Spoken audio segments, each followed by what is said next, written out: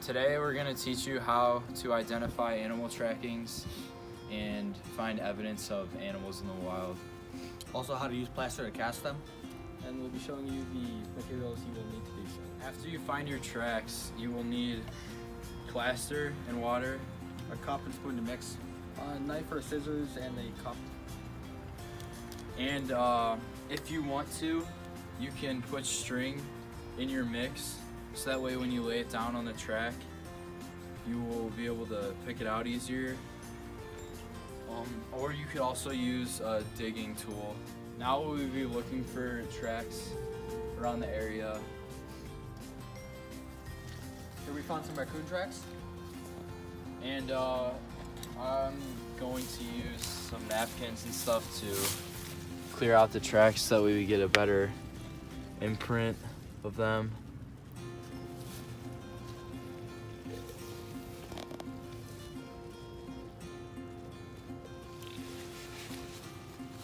And then after they're cleaned out, you can use the cup that you brought to place a ring around the track so it's easier to put the mold in. So now we'll make our plaster.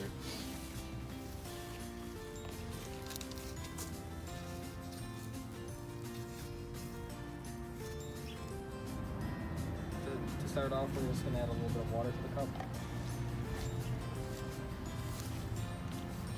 And then we're mixing the plaster in with it now.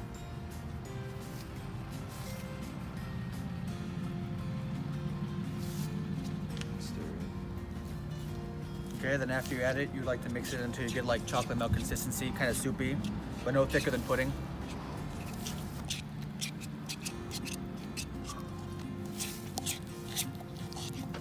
And then as you go, if you need more water, you can just pour some in.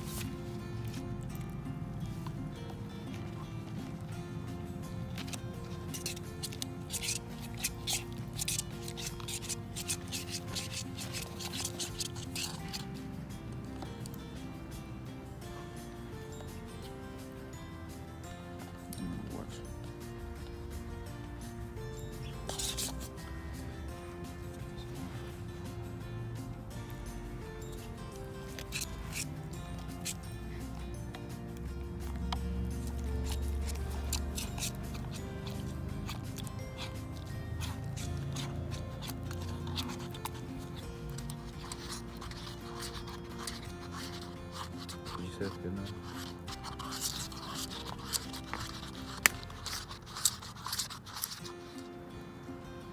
After you get it to the right consistency, we're now going to pour it into the tracks. You want to get into the deeper part first.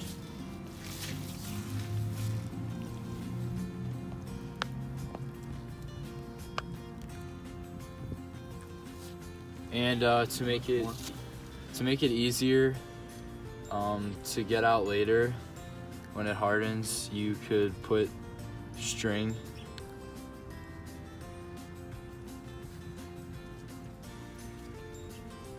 As you can see, I made a loop, so that way, if you wanted to hang it.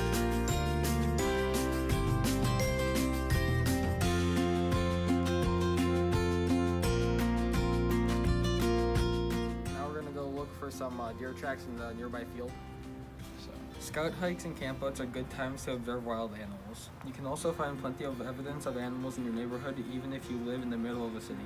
Try to figure out a little bit about how they live. What do they need to survive and how do they raise their young? What do they eat? Are they prey to other animals or are they predators? Also, by listening, sit quietly and you will discover that the outdoors is full of sound. The buzz of insects and the croaking of frogs can be mating calls. Birds often use songs to claim their territory. The chatter of a squirrel or the slap of a beaver's tail might be warnings. Sometimes it is the absence of sound that is important. When birds suddenly stop singing, it could be because they have noticed a cat or other predator nearby. Slow down and give your eyes time to notice what is around you. You might start by glancing quickly at a forest or a front yard, then carefully examining one tree. Try getting down on your hands and knees and inspecting a square foot on earth. Look for animal footprints, overturned stones, turfs, or fur caught on twigs or a feather on the ground. Be alert to movement in the brush, in the water, in the sky. Use magnifying glasses or binoculars for even closer looks. A keen sense of smell is as important to some animals as hearing and seeing are to others. Ants lay down an aroma trails that leads them back into their nests. Wolves sniff the wind for signs of prey. Elk are startled by the smell of predators nearing them. Mountain lions mark their territory with the scent of their urine. Even though humans in the outdoors depend less on smell, your nose can still provide clues to what's going on. Notice the scents of flowers, trees, soil, and moss. A fresh stream smells different than a pond.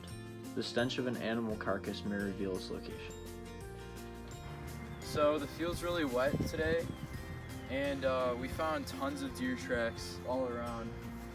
So we're going to plaster some of these.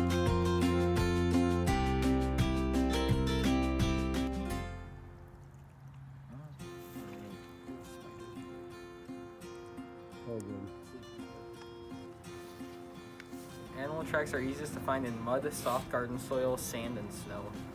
Study the tracks closely and notice the size, patterns, and if the animal has claws or not.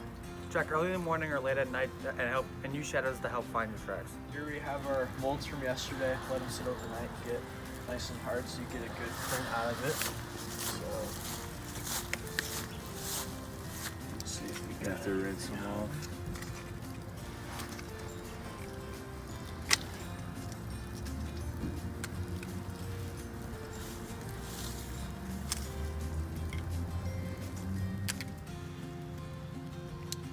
Here are the other two molds that we did from yesterday, and we're gonna dig them out now.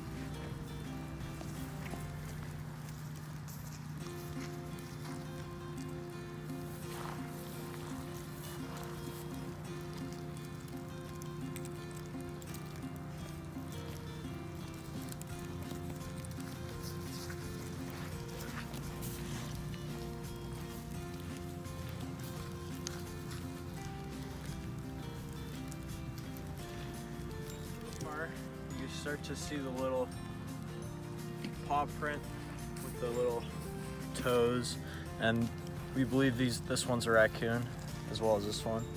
And these ones we have deer tracks, so you can see the hooves on them right there. We'll clean them off later so get a nice quality plaster.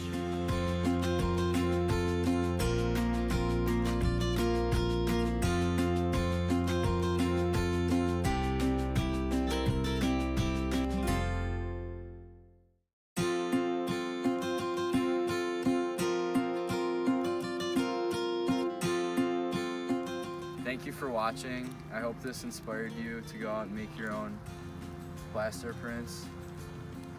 And hopefully this will make you go out and explore your community a little bit more, and we hope that you learned something from this video and about animal identification.